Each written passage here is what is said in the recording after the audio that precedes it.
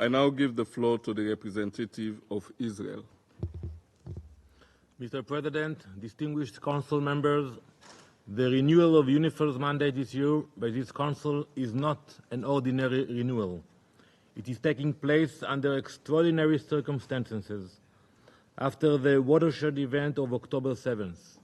On October 8th last year, Hezbollah launched an unprovoked attack against Israel across the Blue Line in a flagrant breach of Resolution 1701 and in the service of the Ayatollah's regime in Tehran.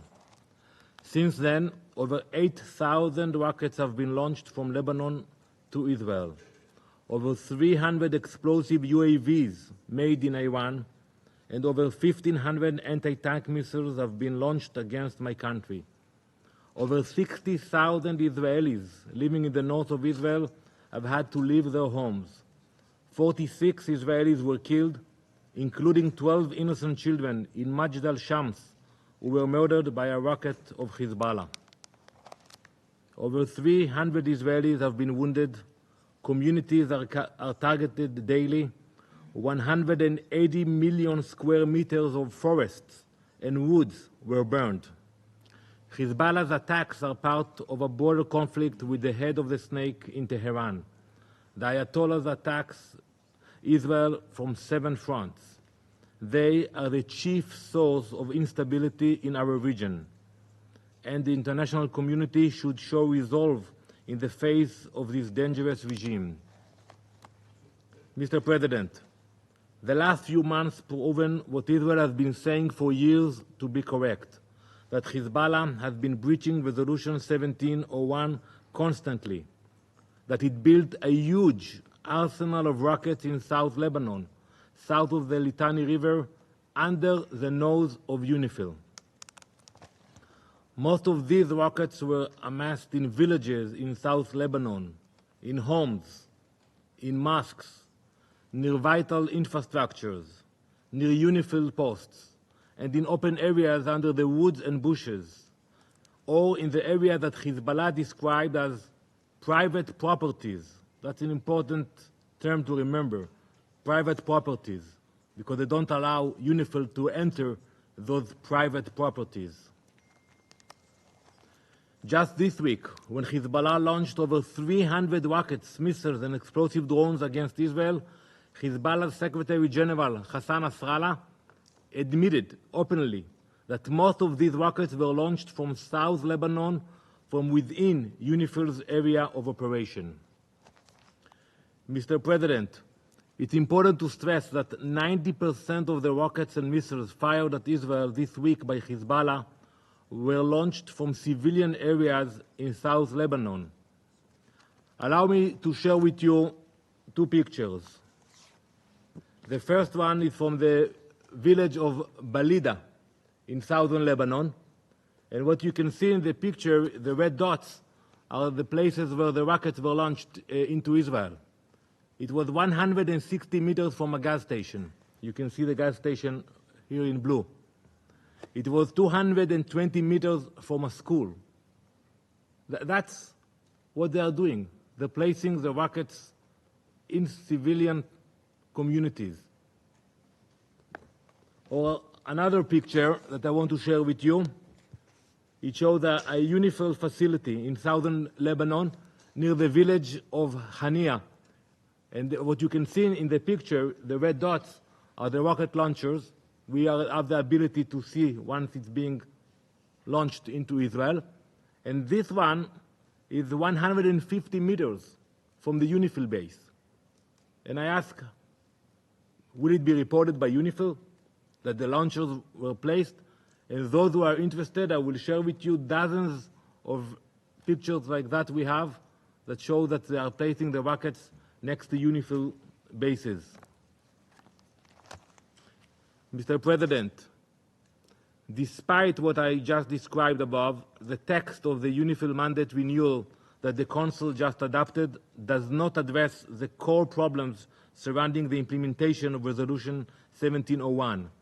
It seems that the Council is still trapped in the pre-7th of October era. The misconception of guarding artificial stability, turning a blind eye to Hezbollah's massive military buildup and ignoring the constant erosion of Resolution 1701. Let me start with the basics. You know, I read the resolution carefully that you just adopted.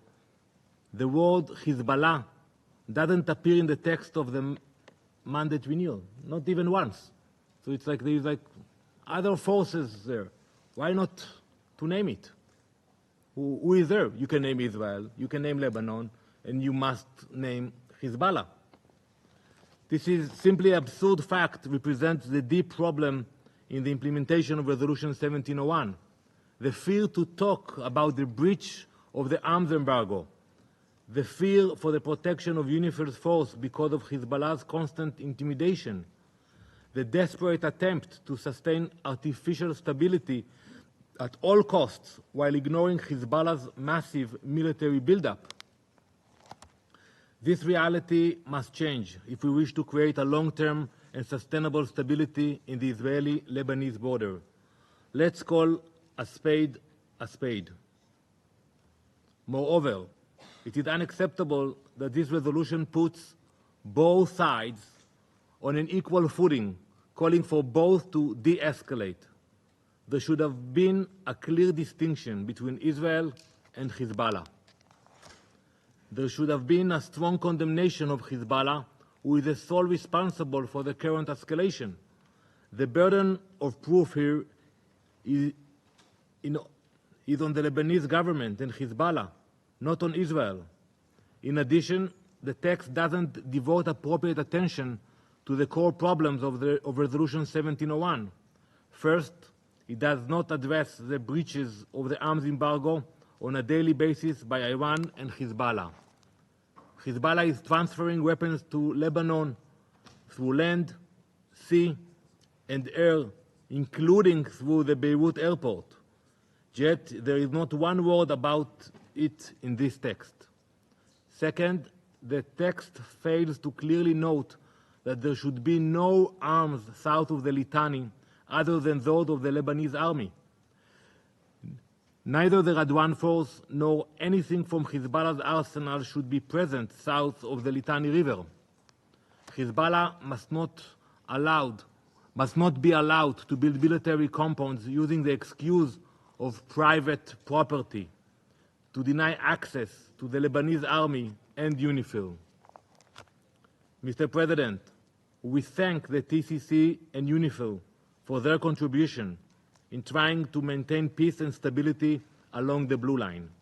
UNIFIL is working under complex circumstances and in proximity to a terror organization. We are aware of that.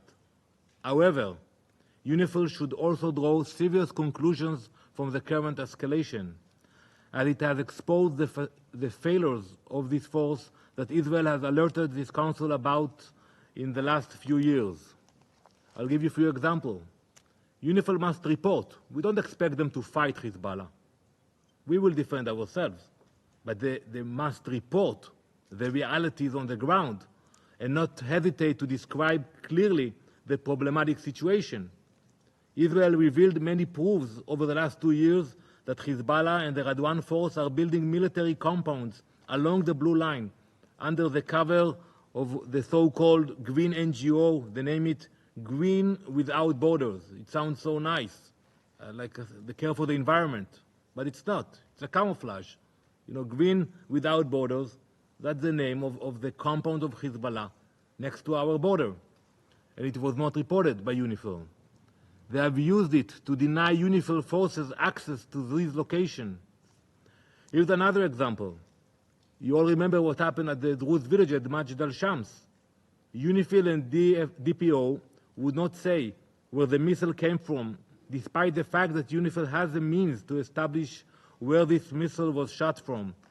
This must change. UNIFIL's deployment in the area is important, but it should be much more robust. There should not be private property which UNIFIL cannot access. Distinguished colleagues, I say to the State of Lebanon and to our colleagues who represent the Lebanese government, it is your responsibility to ensure that there are no weapons in South Lebanon, other than those of the LAF. Lebanon must deploy significantly greater forces of the LAF to South Lebanon.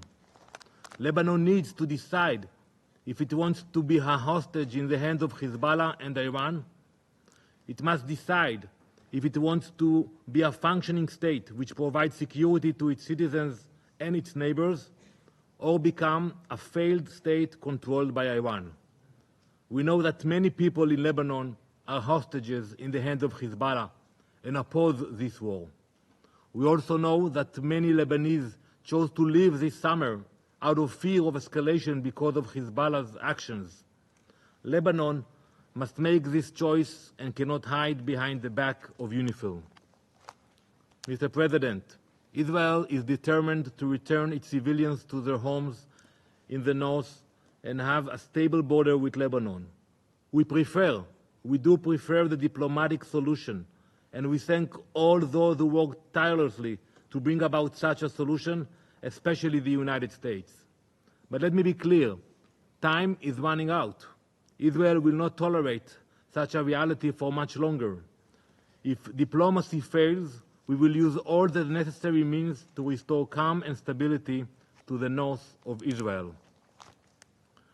As we have shown recently, we have the capabilities and we will not hesitate to use them if diplomacy doesn't work. We demand immediate change.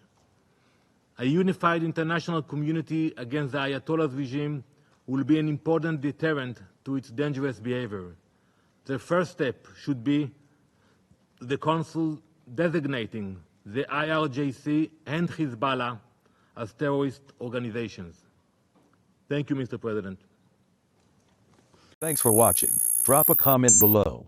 Don't forget to like, share, and hit subscribe to stay updated with our latest content. Until next time, stay informed and inspired. This is Dejobnik signing off.